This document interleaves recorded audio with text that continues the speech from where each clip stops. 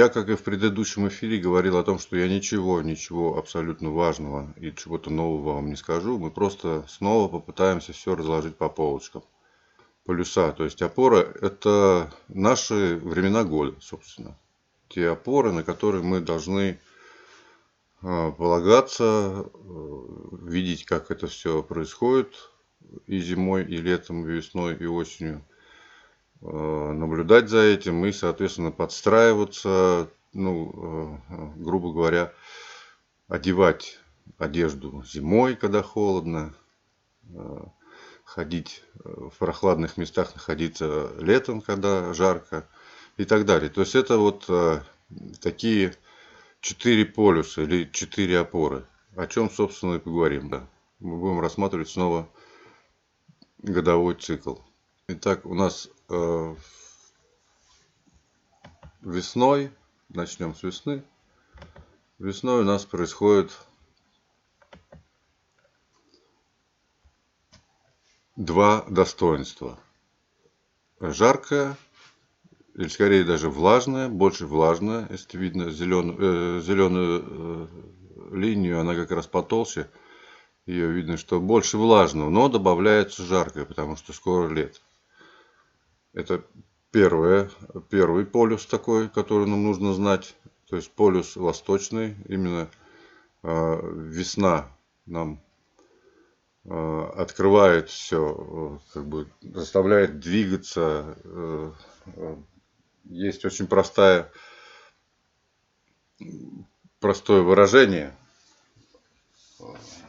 Скорость порождает движение, движение порождает плавность, и плавность порождает прочность. То есть вот, если брать весну, то это скорость. То есть все набирает скорость.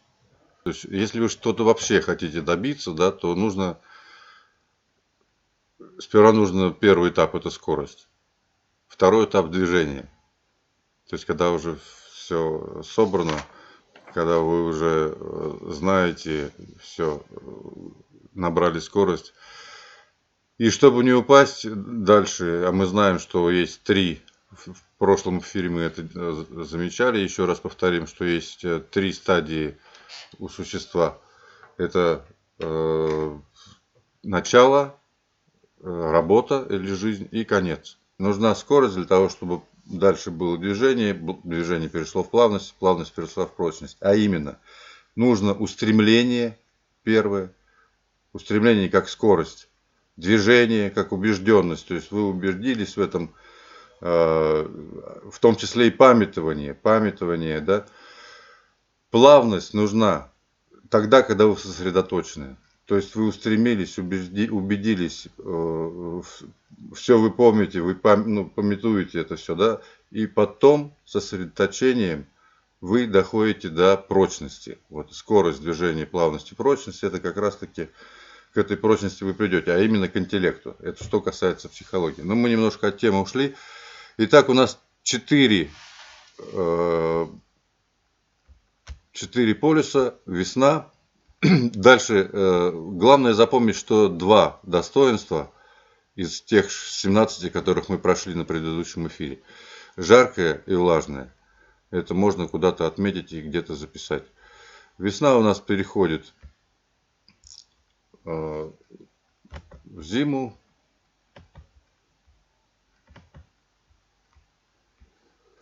Здесь видно, мы пошли по противочасовой стрелке специально, чтобы было видно, что вот она влажность, которая была весной, она осталась чуть-чуть, да, но зимой преимущество только холод. Это тоже можно записать где-то и отметить, что именно зима имеет 2 достоинства – влажное и холодное. Из тех 17, которых мы проходили на прошлом занятии. Кто не видел, кто не был на прошлом занятии, можно посмотреть повтор и фрагменты эфира. Перед зимой у нас осень.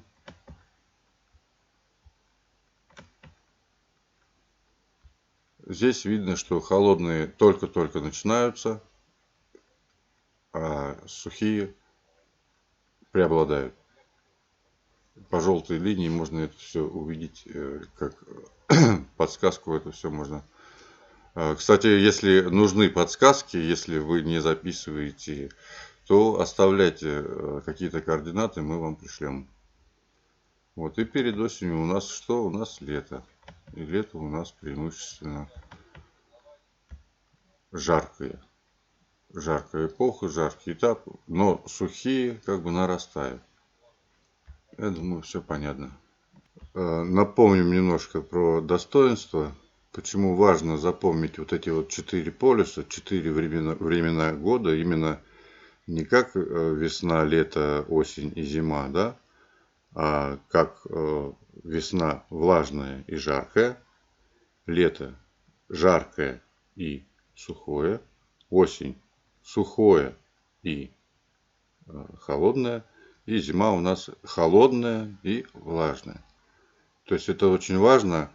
Почему вы уже будете знать вот эти две пары? Вам останется только еще 12 достоинств запомнить, вот, которые мы, в общем-то, проходили на прошлом. Достоинство мягкое нужно рассматривать в разных интерпретациях. То есть мягкое может быть как податливое, гибкое, послушное, чуткое, уживчивое, повсеместное, приспосабливающее, всепроникающее, вездесущее, гутоперчивое, неупрямое, гладкое где-то, понимаете, ласковое, приятное, тонкое. То есть это все можно говорить о достоинстве тонкое, да, можно. Можно говорить о мягком. Но в принципе нужно самое главное обратить это в природе и самому просто оставить опыт прежде всего об этом достоинстве именно вот в сезон весны. Вы увидите эту мягкость, податливость, нежность, ласковость, приятность. Вы сами ее почувствуете. И вот это чувство и это достоинство и будет мягкостью. Мягкостью во всем. Вот на таком примере, на простом, можно это все объяснить. То же самое, в принципе, допустим, вот жесткое, да, в данном случае, когда уже после осеннего солнцестояния происходят жесткие свойства, они же могут быть грубые, они же могут быть и огрубевшие, шершавые, шероховатые, неровные, бурные. То есть просто жесткое или грубое нельзя рассматривать. Нужно рассматривать в разных диапазонах, потому что одно будет касаться внешних аспектов, другое внутренних. Допустим, свирепая какая-то погода у нас на улице будет, да, там и так далее. Яростное, дерзкое, но сердитое состояние, да? Вот, корявые деревья будут, суровые какие-то будут вечера уже, да, с заморозками. Резкое давление может подняться там, вот, ну что-то такое может быть, да. Лютое, жуткое, неучтивое, некрасивое, безвкусное. Это все к этому достоинству относится. Это не только жесткое или грубое, или огрубевшее, или там шершавое и так далее. Перед этим было, да. Главным образом тяжелое, но можно смотреть как тяжелое настроение, тяжелый взгляд. Там, вот сейчас как раз, вот сейчас понаблюдайте, сейчас наступили тяжелые свойства, тяжелые достоинства. То есть сейчас оно проявляется все больше и больше. Можно понаблюдать, которые мы разбирали уже, да, как грецкий орех или фундук, он вначале будет сырым, свежим на вкус, потом он немножко полежит, он уже появится со вкусом маслянистости. Вот. Но это не касательно именно вот, конкретно вот ореха. Кожа будет маслянистее. Вот понаблюдайте просто. Вот она сейчас тяжесть. Из-за прохлады и вот из-за этой аномалии, как я уже выразился на прошлых занятиях, есть аномалии, они влияют. Вот поэтому мы можем гармонизировать и аномалии, и вот это жаркое, тяжелое свойство. Как быть в прохладных условиях? Делать все по месту. То есть, если прохладно, то мы забываем про жаркое, тяжелое сегодня, на сегодняшний день, да? и применяем уже по отношению к другому сезону. Ну и, естественно, нужно учитывать временной, суточный временной промежуток, когда это утром, вечером, днем или ночью. Да, как питаться в разное время года. Я уже примерно вам рассказал. Если будут какие-то вопросы, можно обращаться. По крайней мере, вы можете уже апеллировать, ну, грубо, с водой, да, допустим, весной, если влажно, значит, воды можно поменьше пить. Если осенью сухо, то значит воды побольше, да, ну, не обязательно воды, напитков, то есть больше первые блюда, скажем, есть и так далее. То есть вот в этом вы должны как бы сами в своем образе жизни, в своей домашней обстановке увидеть это и все пронаблюдать. То есть задача наших прямых эфиров заставить вас наблюдать за процессом, то, что у вас происходит дома. То есть как начать питаться в разное время. Вы уже знаете, как у вас сейчас жаркие заканчиваются достоинства, жаркие условия, да, а тяжелые условия нагнетаются. То есть вот, пожалуйста, у вас вот это. В плюс вы знаете о том, что сейчас переходит от жара к влаге, ой, к сухости. То есть идет все к сухости, все меньше и меньше воды. То есть вы сейчас можете все больше и больше начать пить. Самый хороший период для вегетарианства именно сейчас.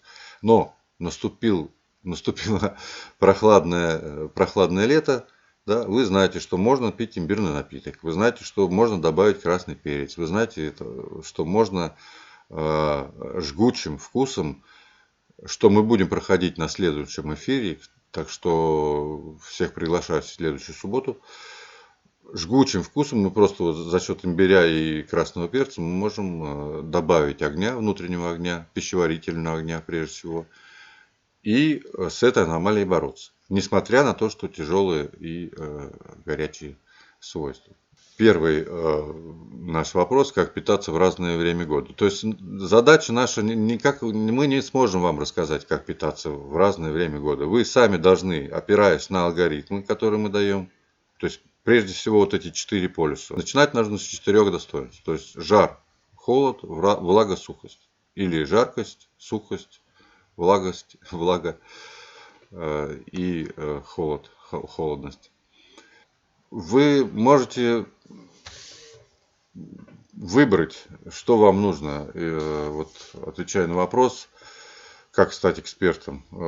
Вы можете не становиться экспертом, вы можете работать ради результата. То есть, я так скажу, либо результат вам нужен, либо навык. Вот если вам нужен результат, вы просто в качестве интереса это можете изучить и применять это в своей жизни.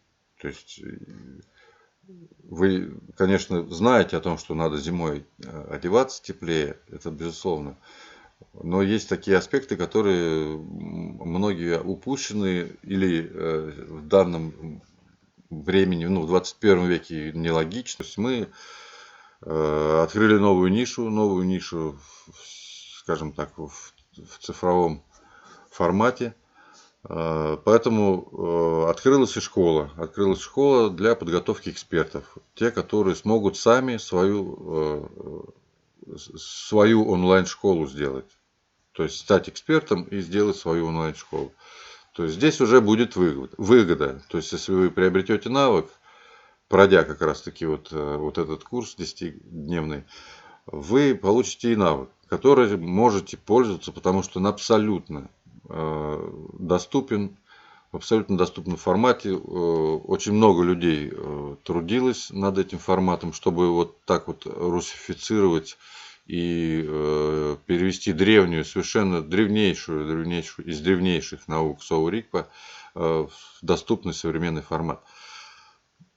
Поэтому два выхода. В любом случае смотреть и участвовать в 10-дневном марафоне, либо ради интереса какого-то вы результат вы будете здоровее жить, там, веселее жить, радоваться жизни начнете, может быть, проявится какой-то другой интерес за счет того, что вы узнаете, или так, за счет того, что вы начнете больше наблюдать за своей жизнью.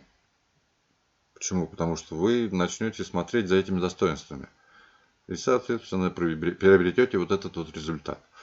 Ну и второй путь – это получение навыка, я уже говорил, это стать экспертом. Именно если вы хотите и видите себя как учителя, и вот тем более, если вы изучали аюрведу там, или китайскую, тибетскую медицину, какую-то восточную, вы закрепляя эти знания нашими алгоритмами, объединяя их, а вы увидите, что они объединятся в единое целое, и на них можно построить любое из высказываний, вы получите навык, который сможете просто начинать продавать, открыв свою онлайн-школу и будучи экспертом, и зарабатывать деньги. Наша школа, готовится еще и академия, где есть 3 школы: школа тела, школа речи, школа ума. Так, я надеюсь, что записали, да? Кто просил.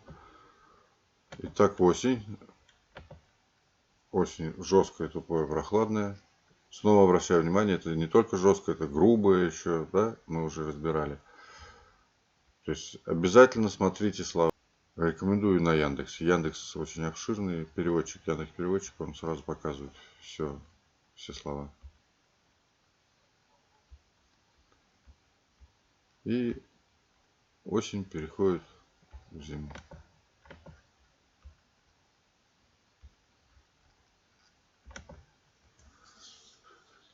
Даже холодные, очень холодные, да, но уже начинают потихоньку приходить влажные. И вот на этом периоде легкое постное снова же не без масла. Оно пористое, оно готовое впитать как губка, можно так сказать. То есть это не обязательно вот прям вот масла нет. Нет, это что-то такое воздушное совсем. То есть пористое. Легкое, пористое и мягкое. Оно переходит все во влажное.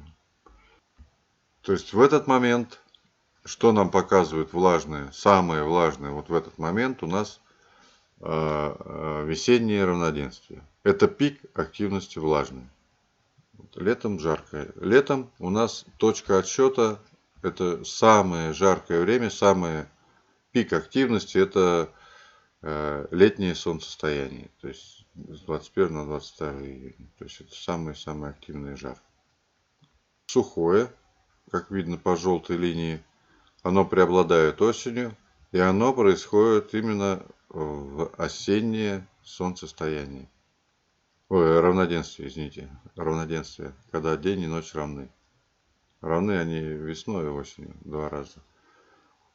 И осень переходит. И это будет 21-22 декабря, когда самое-самое холодное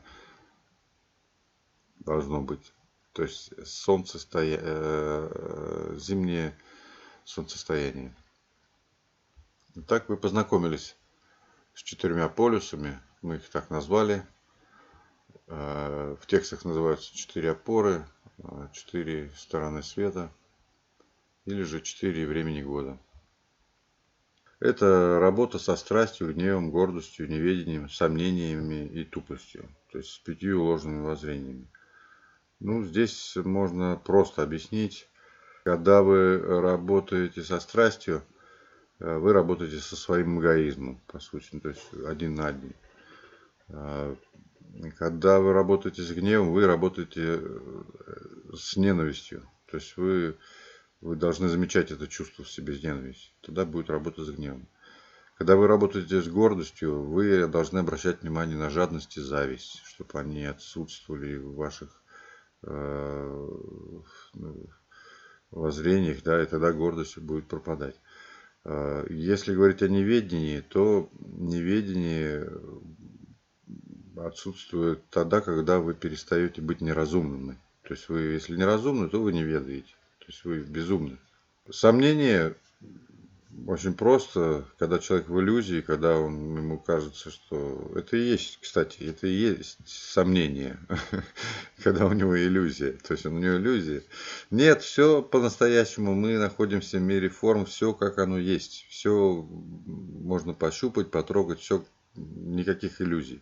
Вот, поэтому, если вы в этом уверены, тогда и сомнений у вас не будет. 5 ложных воззрений – это страсть, гнев, гордость, неведение, тупость и сомнение. То есть это очень легко.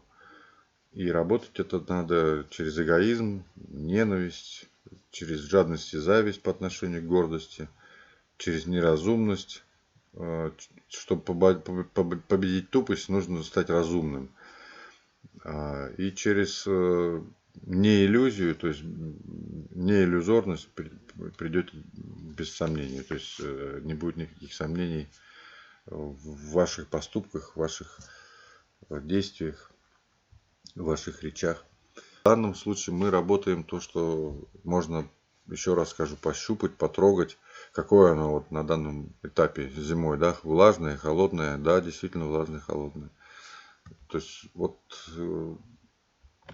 такой подход, то есть союз полюсов, а именно весна, зима, осень, лето. Это просто на вот этой вот схеме можно это все увидеть. Мы можем выслать обратно же, если заявки оставляете. Мы высылаем в конце каждого эфира. Очень просто. Всего-навсего 4 достоинства. Жар, холод, влага и сухость. На следующем занятии вы еще больше поймете эти достоинства. Мы будем изучать вкусы, как это, из чего это происходит, что вообще, как организм воспринимает этот вкус, чем он его воспринимает, какие качества и достоинства у каждого вкуса. Их 6 вкусов, и будем разбирать на следующем занятии.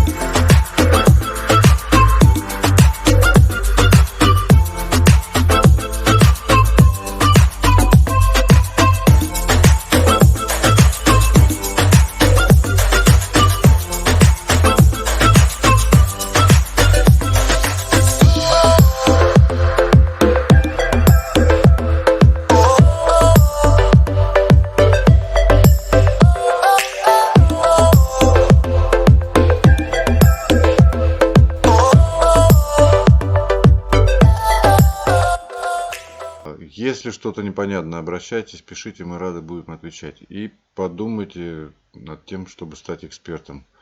Это очень важно, это очень полезно.